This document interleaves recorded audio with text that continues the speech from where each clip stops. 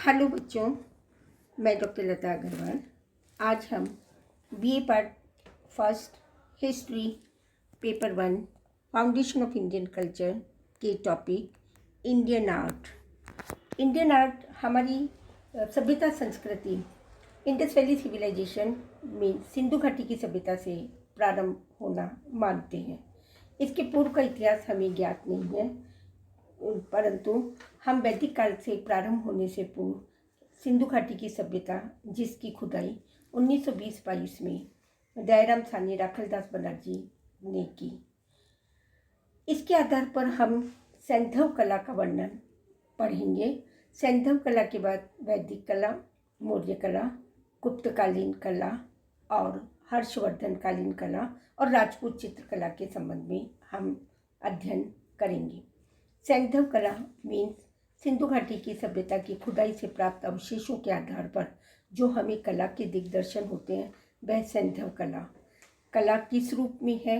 हमें कला भवन स्थापत्य कला के रूप में, जलाशय के निर्माण कला के रूप में, कलात्मक मुद्राएं, धातु पत्थर व मिट्टी के रूप में, हमें आभूषण के रूप में और धातु और मिट्टी के बर्तन, औजार बनाने के रूप में जो कला हमारे समक्ष हमारे खुदाई से प्राप्त हमें ठोस रूप में प्राप्त हुई, उसका अध्ययन करेंगे। सर्वप्रथम हमें मोहनजोदड़ो की हड़प्पा जो खुदाई की गई थी, उसके अवशेष में सैंधव कला में भवन स्थापत्य कला की जानकारी प्राप्त हुई। भवन के निर्माण के लिए पक्की ईंटों का प्रयोग किया जाता था। ईंटें अनेक आकार की होती थी, विशेष ईंटों का प्रयोग होता था, मजबूत, पक्की, रंग में लाल होती थी। हजारों साल बीत जाने पर भी वह उत्तम दशा में हमें खुदाई से प्राप्त हुई। दीवारों में ईंटों को जोड़ने के लिए मिट्टी का गारा प्रयुक्त होता था और भी अधिक मजबूत बनाने के लिए चूने का भी प्रयोग किया जाता था। उनके मकानों की दीवारें मोटी होती थी, बहुमंजिल मकान होते थे। उन पर बल्लियाँ डालकर मजबूत चटाई बिछा दी जाती थी, अर्थात छत बना दी जाती थी। इसके ऊपर मिट्टी बिछाकर उसे भली भांति कूटकर पक्का कर दिया जाता था। आंगन भी होता था, जिसके कोने में रसोई घर बनाया जाता था। रसोई घर में चूल्हे ईंटों द्वारा बनाए जाते थे। स्नानागार प्रत्येक मकान का आवश्यक अंग होता था। पानी संचित रखने के लिए मिट्टी के बने हुए घड़े और मटके का प्रयोग किया जाता था।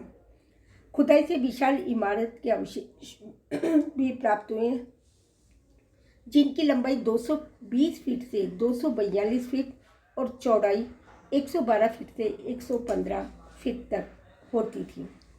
मोहनजोदड़ो में विशाल जलाशय मिले हैं, जो 39.5 फीट लंबे और 23 फुट चौड़े, 8 फीट गहरे प्राप्त हुए हैं। उनमें उन तक पहुंचने के लिए रास्ता भी प्राप्त हुआ है। जल से शायद इस जलाशय को जो कुएं हैं उनसे भरा जाता था। भग्नावशेषों में ऐसी कोई इमारत में नहीं मिली जिनसे हमें मंदिर के आभास या उसके बारे में जानकारी प्राप्त हो सके। कलात्मक मुद्राएं और धातु पत्थर व मिट्टी की बनी हुई मूर्तियाँ मिली हैं। मूर्ति में पुरुष की मूछें मुंडी हुई है और दाढ़ी विद्यमान है। मूर्ति में आंखें मुंदी हुई है, ध्यान मग्न दिखाई देता है। मोहनजोदड़ो व हड़प्पा के अवशेषों में प्राप्त स्त्री मूर्ति भी उल्लेखनीय है, जो मूर्तियाँ बहुत बड़ी संख्या में उपलब्ध हुई है।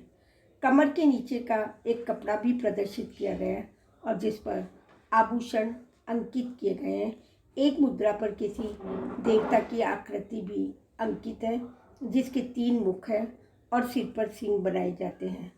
देव मूर्ति के चारों ओर अनेक पशु, हिरण, गैंडा, हाथी, शेर और भैंस की आकृतियाँ भी प्रदर्शित की गई हैं। खुदाई में प्राप्त हाथी दांत का बना हुआ एक फूलदान भी विशेष रूप से उल्लेखनीय है। कटोरे, कटोरियाँ, कलश, थालियाँ, रकाबियाँ, सुराहियाँ आदि के भी अवशेष प्राप्त हुए हैं। आभूषण बनाने की कला में खुदाई में एक कलश आभूषण से भरा हुआ उपलब्ध हुआ है। कलश में सोने के बने हुए जो आभूषण उनके खंड मिले हैं, उनकी संख्या लगभग 509 है। सुवर्ण निर्मित बाजूबंद हार से लगाकर छोटे मोटे मनके तक इसमें सम्मिलित है।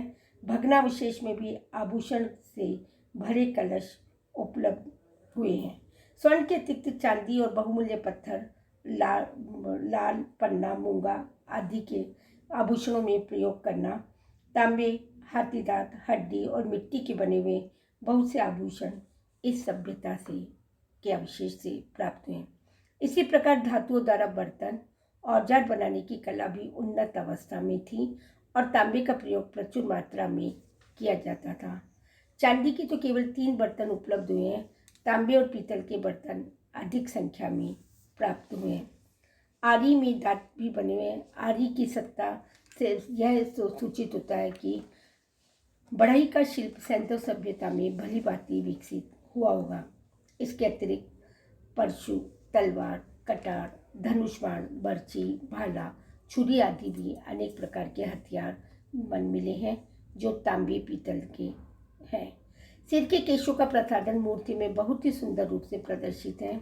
बच्चों के खेलने के खिलौने भी उपलब्ध हुए। मिट्टी के बने खिलौने मिले जो पशु आकृति के हैं और उनका सिर हिलता है। इस प्रकार हम देखते हैं कि सैंधव कला बहुत ही उन्नत और समृद्ध थी, जो मिट्टी, लकड़ी और धातु से निर्मित थी और उस कला के अंतर्गत वहाँ की जो बहुत ही हस्तकला के द्वारा निर्मित किए गए थे, साफ सुथरे और बहुत ही सुडौल और कौशलता से निर्मित किए गए थे। इस प्रकार सैंधव कला उन्नत और समृद्ध कला के रूप में हमें अवशेष प्राप्त हुए हैं। धन्यवाद।